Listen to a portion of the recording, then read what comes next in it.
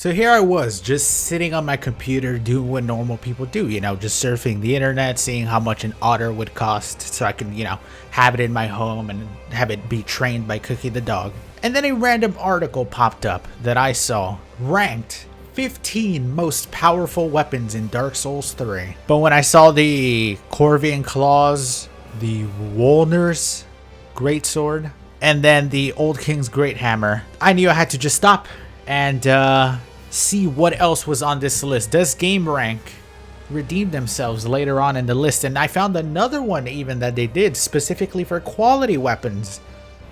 So I'm going to be looking over both of these. But keep in mind, this was updated August 25th, 2021. I don't know why the hell he came back and updated it, because I'm pretty sure this came out like months and months ago. So since this is a regular video where I'm just talking, I will ask if you guys can, and you guys, make it through the video and enjoy it, consider dropping a like. Thank you very much if you do so. It really does help out the channel and the video. So now let's look at number 15 of the most powerful weapons list. Number 15 is, okay, Wolner's sword. Well, at least like what I imagine would be the worst on the list is at number 15. So let's see the reasons why. Now, obviously this is not going to be PvP. This is going to be, I'm guessing, a mixture of both PvE and this is just a game in general. Wolner's Holy Sword has odd stat requirements for a greatsword, scaling mostly with strength and faith, but with 276 physical attack at its +5 upgrade level, whoa, it can be a threat to most foes. Wolner's Holy Sword is one of the strongest weapons for open areas against multiple foes or against a sole adversary within. So literally every possible option. You either fight a lot of enemies in a big open area or a couple enemies in a small confined. That's everything. The whole game. That's the whole game. Now, man, I don't think I'd put Wolner's Holy Sword in the top 60 of my list. So I want to come see, the actual stat requirements for Wolner's Holy Sword, because it's actually, not bad when it comes to the stat requirements, but it's still split into 3 different categories. The fact that you need that 13 freaking faith to use Wrath of Gods on the weapon, which is incredibly slow. Has like no hyper armor until the last like 6 frames.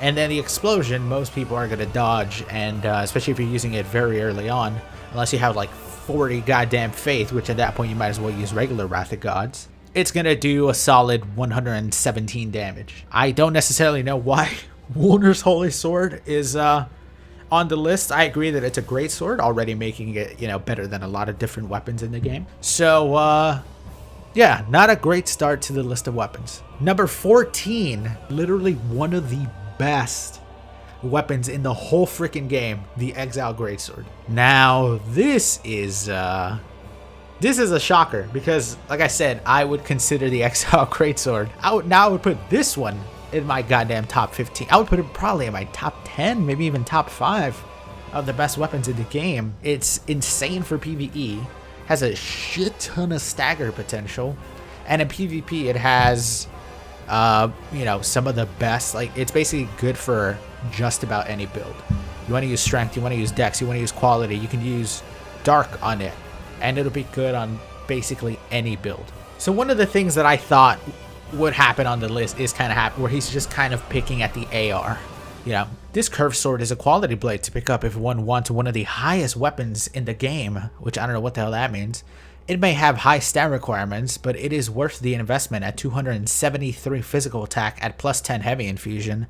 It's one of my favorite weapons, especially in PvP, to do the whole just spam 3 times in a row, because like 50% of the time that third hit, with its wonky hitbox and then long range, it's gonna hit people. 24 strength, 16 dexterity. That's actually not that bad when it comes to stat requirements. The other weapon had way worse stat requirements, needing 13 on everything. 24 strength, 16 dex. You could literally have 16 dex, I believe, after leveling up like once or twice with a starting class, and then a couple times into strength, and there you go. You just two-hand the weapon, and then you have like one of the strongest weapons in the whole game, and you get it pretty early on, being in the swamp. And then at number 13, the Crow Talons.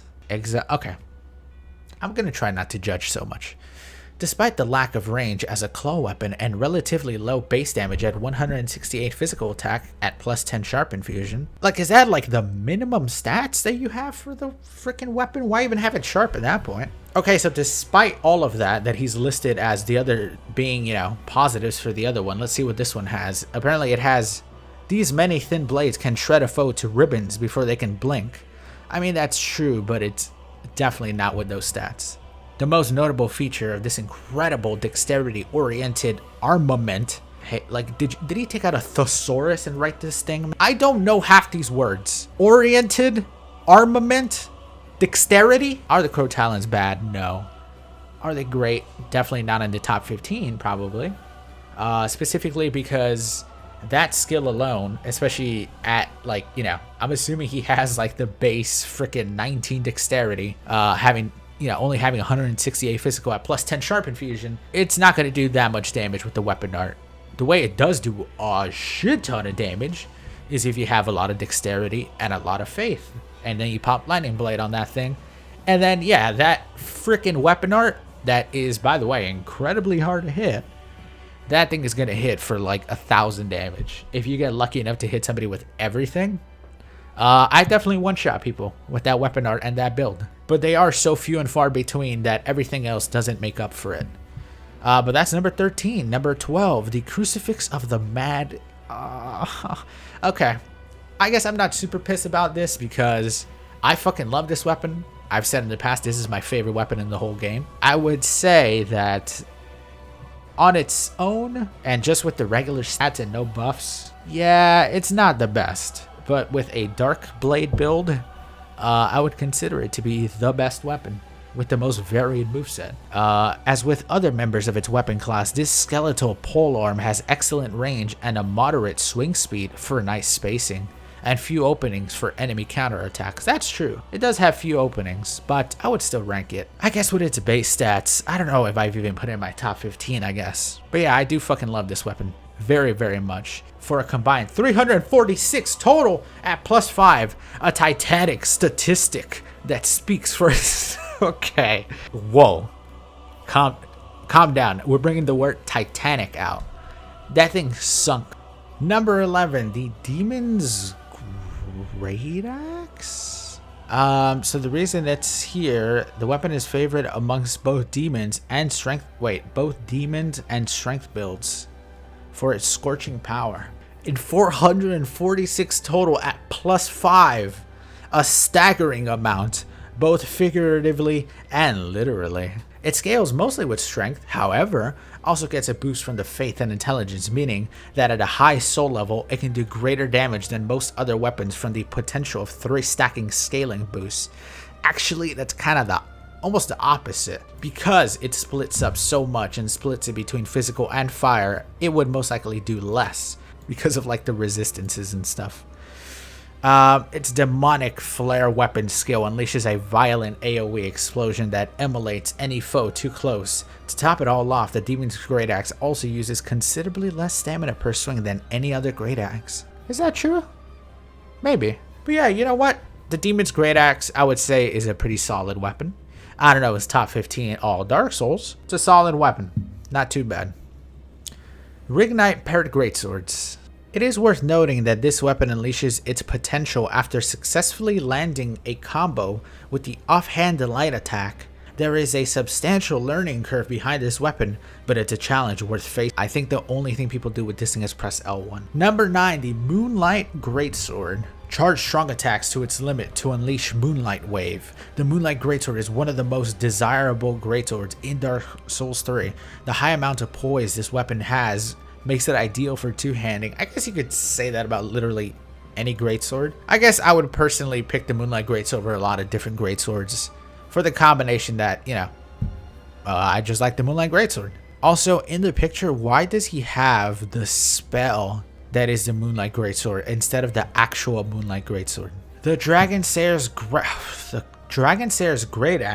The Dragon Sayer Great Axe has a heavy weight of 20 Miyazaki, making it an ideal weapon for knights. No, the person using it is a little dragon fella. Does that look like a knight? He has a fucking tail. They're usually what knights kill. Its weapon skill, falling bolt essentially allows one to use the lightning stake miracle at will to bring a massive bolt of lightning down onto the head of an adversary. I do love the weapon art, you know, as much as the next guy. I do love using it. But I've had it land maybe 4 times ever in my life because it's so slow. The only time people really hit it are like gankers, because there's like 3 of them. They can't hurt each other. One of them staggers you, the other one hits you with the weapon art of this thing. And yeah, it does have a shit ton of damage, but definitely not the most damage in all of Dark Souls 3. Number 7, Morn's fucking Morns? The thing that needs 7,000 faith? According to the description of Mon's Hammer. He came back and edited this a month ago, you know? Maybe he should have looked at Mon's Great Hammer bestowed upon Kareem Knights. Okay, it's just it's item description. Why did he should have seen? Did you not proofread it? It says Morn right there, but Mon. Oh man, oh Mon. So this thing is like literally like one of the weapons that has the highest. It may be the highest like stat requirement, stat heavy weapon in the whole game, needing 50 strength, which is already insane, plus 30 faith to like average like 300 damage a hit. I guess the good thing is the weapon art. He didn't even mention the fact that the weapon art, you know, freaking Wrath of Gods, which, you know, he mentioned earlier with Warner's, but, you know, he didn't mention it here. But it does do a shit ton of damage if you manage to hit the actual weapon and then, you know, with the explosion. But again, that's the same as like the freaking Great Hammer here. The Great Axe's weapon art. I said Great Hammer. Yeah, shut up. The Great Axe's weapon art. I've hit it like 4 times ever because it's so damn hard to hit. All right, so number 7, Mon's Great Hammer. Number 6, Smos? With 358 physical attack at +5 and high poise health of 32.9, Smos Great Hammer is a useful weapon for anyone who can carry its 24 weight, which is so few people. Like, I think this guy just went, whatever's bigger must be better. Number 1's gonna end up being Dragon's Tooth or some shit. So that's number 6. Number 5, the Twin Princess's Greatsword. Its even scaling makes it ideal for quality builds. The weapon's heavy attack, Golf Swing, shoots flames, making it absurdly effective weapon for PvP. It's not. If anything, the fire is never, ever, ever used. If anything, the good thing of the weapon is the damn beam that it shoots. But yeah, number 5, the Twin Princess's Greatsword. Number 4, the Black Knight Great Axe. I would say we're finally getting more into realistic territory. I would maybe put the Black Knight Great Axe also in my top 15. I don't know if I put it number 4. You know, let's not go wild here, but makes it a solid choice for adept Dark Souls 3 players. Notably, this weapon provides a 20% damage increase against demons, which is true, yeah. But it is also, you know, a very heavy stat requirement weapon with 36 and 18. You know, a little bit high. But yeah, Demon's Great Axe is pretty freaking solid and really good for PvP as well. Except being a Great Axe, you know. Especially nowadays, most people are just going to dodge the shit out of it. Number 3, the... Okay. No! There's no... This thing shouldn't be in the top 100. The Gargoyle... Okay, I need to read this. This is just item description bullshit. It cannot be infused, but the base damage is so high that one won't need to. With 444 combined physical and fire attack, this hammer unleashes fire damage at its tip and sends a volley of flame towards an opponent. Not only is this weapon one of the strongest, but it's genuinely a fun weapon to use in Dark Souls 3. It's not either of those. The Gargoyle Flame Hammer is like just one of the worst weapons in the fucking game, honestly.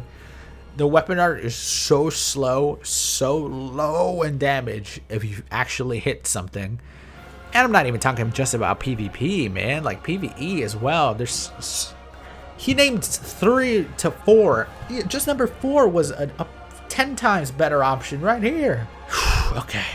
I'm kind of afraid what's going to be the last 2. Okay, number 3, Gargoyle Flame Hammer, apparently. Number 2, Orange Greatsword.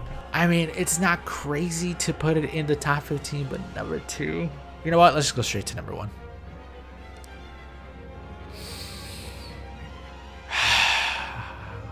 The Old King's Great Hammer is the most powerful weapon in all of Dark Souls, says GameRant. With 328 physical attack and 126 fire attack, the Old King's Great Hammer Why did he do that though?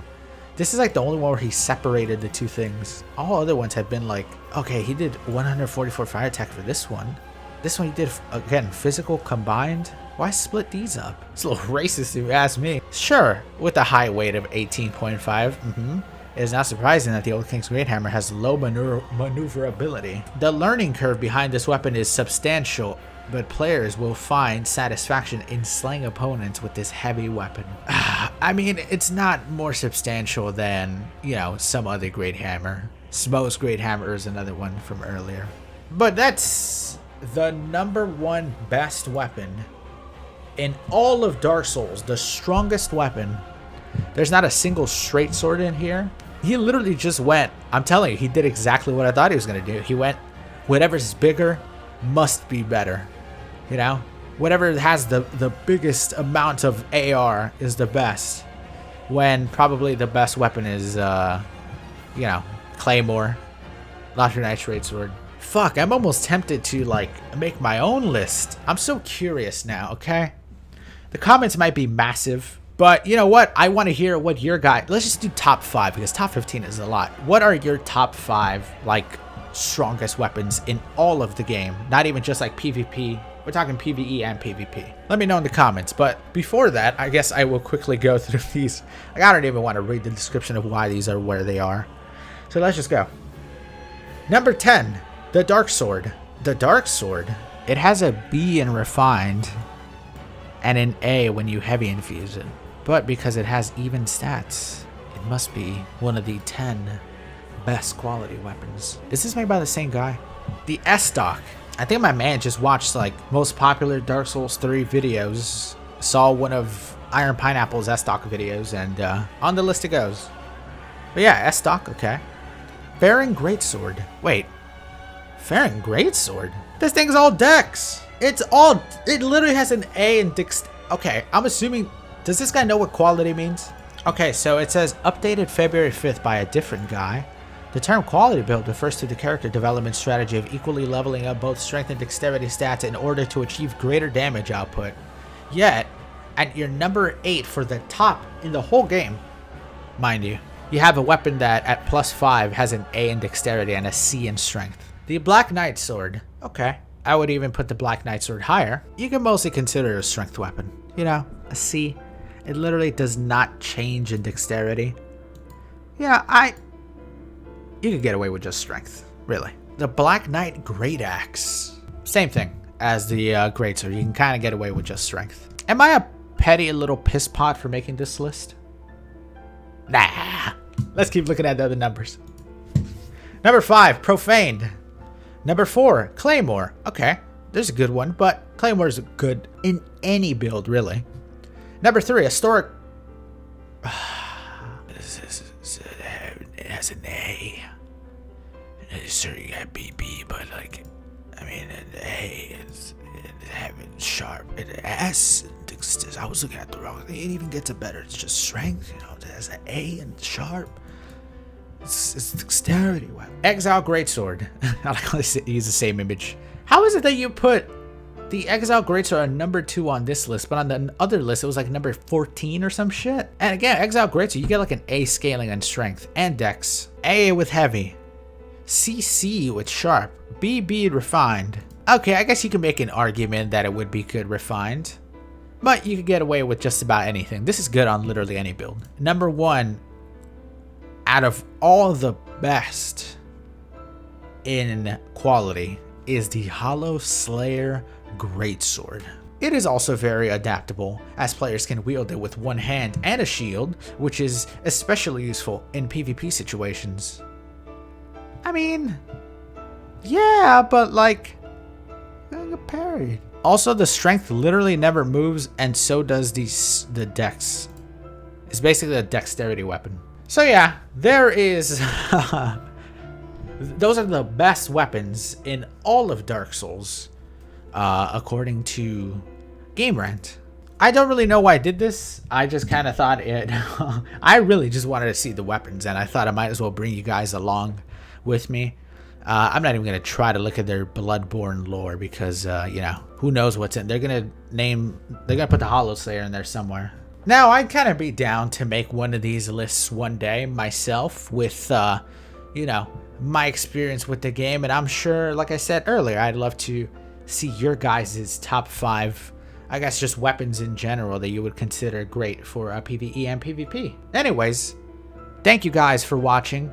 Thank you if you made it this far. I really don't know how many people will, but I really do appreciate it. Now, I hope you guys have yourselves a good rest of your day, and I'll see you all in the next one. Bye-bye, everybody.